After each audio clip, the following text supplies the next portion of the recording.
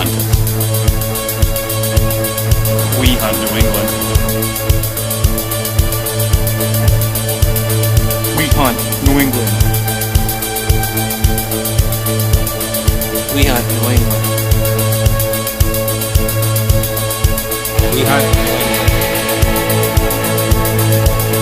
New England. We hunt New England.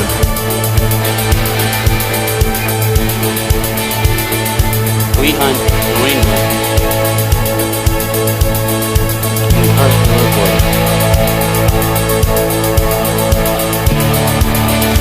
We hunt New England. We hunt New England.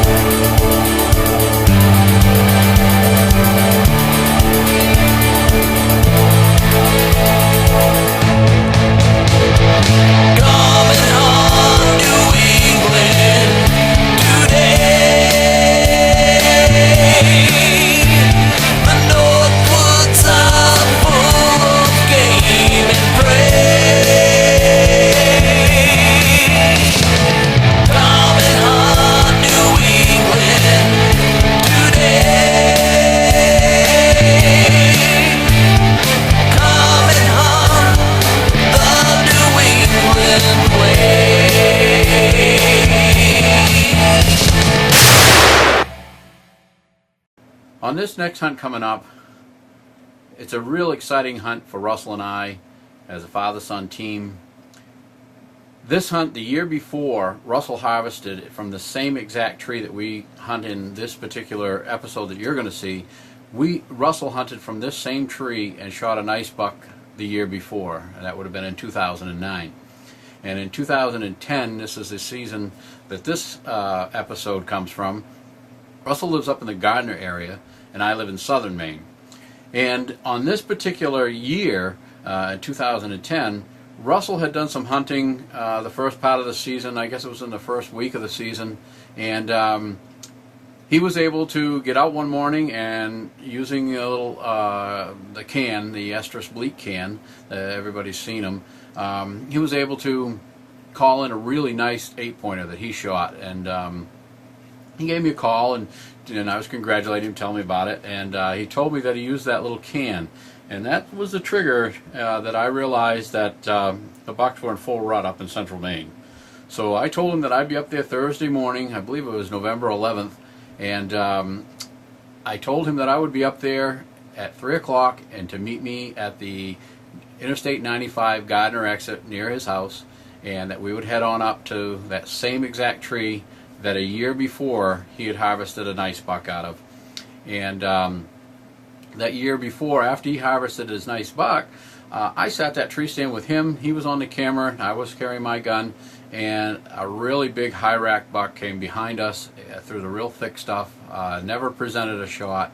Russell got a good look at it. I didn't get to see it, but I know just from his excitement what went behind us. And so it's always been sticking in my mind that we needed to get back to that spot. Well, where Russell had already tagged out in the state of Maine on a real nice buck, I decided that I would make the trek up there if he could get together with me, and we'd go up and we'd get there early in the morning. We walked in this long tote road. A beaver had dammed up the road, and we ended up walking through two feet of really swampy water to get in there that morning. It was probably about 4 a.m. to 4:30 when we got there, and we had to get into that tree. There's only one tree in that area that you can even get a tree stand into, and we tandem 2 tree stands off in that tree. And when we got there in the morning, wind was blowing hard. It was really cold, and I decided that I'd better use my electronic game call that I have with a good loudspeaker on it. And I set it up on a rock on the bottom of the tree stand down at the base, and we were only about, our feet were probably about 12 feet off the ground. That was the lowest person in the tandem of the tree. And so we weren't very high off the ground because the tree wasn't very good for climbing that we were in, but it was the only elevation spot we could get in. And I set the call up down below and had the little can in my pocket, and we got up in there, and as the sun started to come up, I kept looking at Russ, waiting for him to give me the thumbs up to start calling, because he needed to have enough light in the video camera. So we waited for the daylight to come up just enough so that we had enough if something came in. And So I started off using the can, and I flipped the can a couple of times, and I realized that as windy as it was, a strong wind, the can wasn't projecting much more than maybe 10 yards from our tree, and I knew that if there wasn't anything was going to hear that. So I waited a few minutes, and then I decided to switch over to the electronic call. I used the electronic call, trying to use it sparingly without getting it too loud, because it does get rather obnoxiously loud if you turn these calls up. And I had it about half volume and turned it up and went through a sequence, and then we waited for about 5 minutes. I did another sequence, and we waited about 5 minutes, and I did another sequence, and we waited 5 minutes, and nothing came. So I decided, out of desperation, I cranked the call up as loud as it would go, and I let a sequence go, and then I waited about 5 minutes, and I started another sequence. And just about the time the sequence of calling stopped, I could see the tines of this buck coming through the trees towards us. And you're watching this episode as it unfolds. But thanks for watching. Enjoy. MaineHunters.com.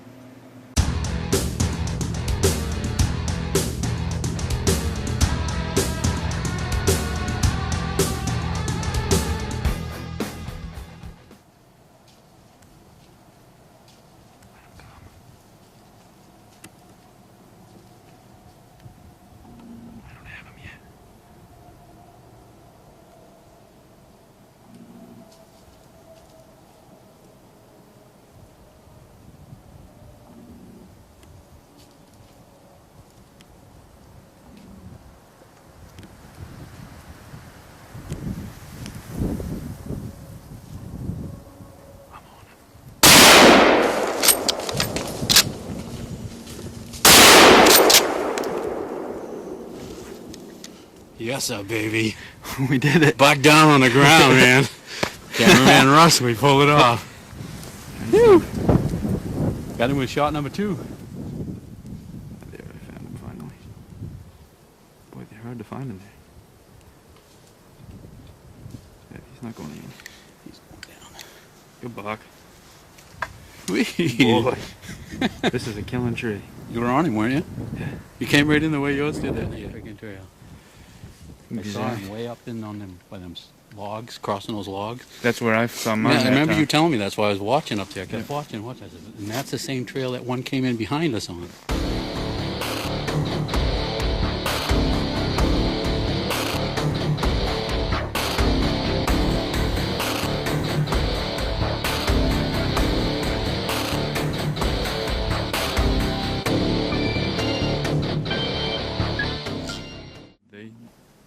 They run that trail. Sweet. It's not a huge buck, but No, that's a good deer though. He's tall. he's a good buck, yeah. Yeah. Yeah, hey, not bad for driving all the way up to Unity, Maine to whack a buck. Yeah. Yeah, I'm happy with it. Yeah. If he graded, it was only 3 seconds, but Well, hey, that's usually what hunting in Maine is all about. 3 seconds. no kidding, right? You know, take a look and see what we got to shoot through here, folks. No kidding, right? Yeah. This is probably now a 10-year-old cut, clear cut. Yeah. This isn't the first time we've taken a buck out of here, so. Called that buck in using the asterisk bleat call, and they got to give the credit to Extreme Dimensions on this one. I stayed consistent with it, and actually it's a very windy day, and I cranked the volume up to the maximum with that asterisk bleat call, and we worked it for about 45 minutes this morning, Russ. Probably. And, At least. finally this buck came down our way, so there's not much you can do but gut him out and go check him out. Let's get down.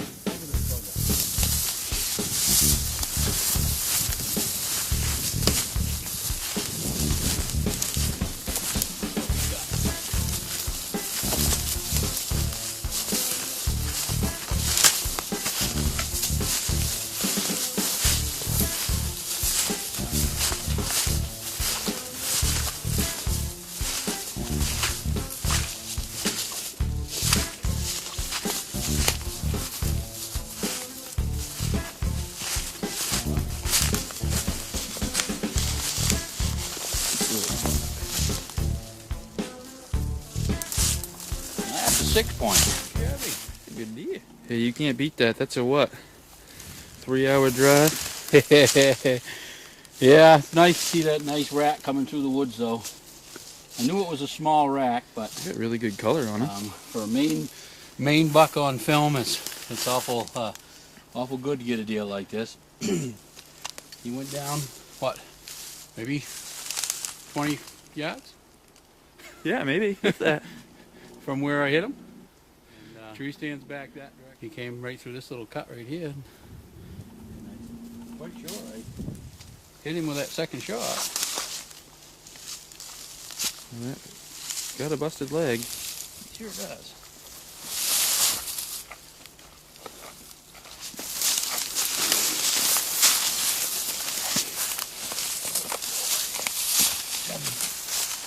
That's the first one for sure.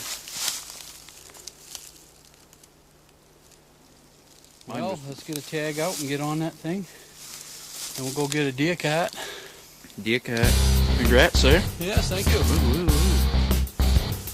Get a tag out of here. See if you can see further than I can.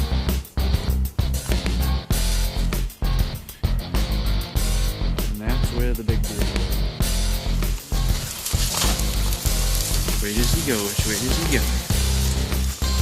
Oop.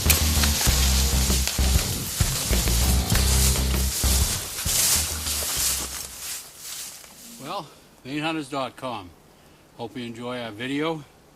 We've put a small buck down on the ground today, but in Maine's woods, any buck's a good buck in a Maine hunter's eyes.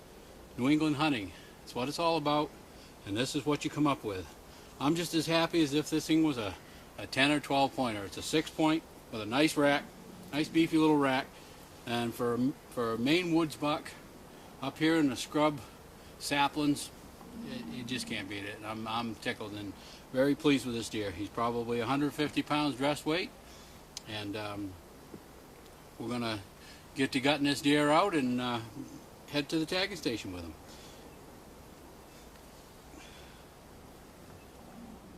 Loving it.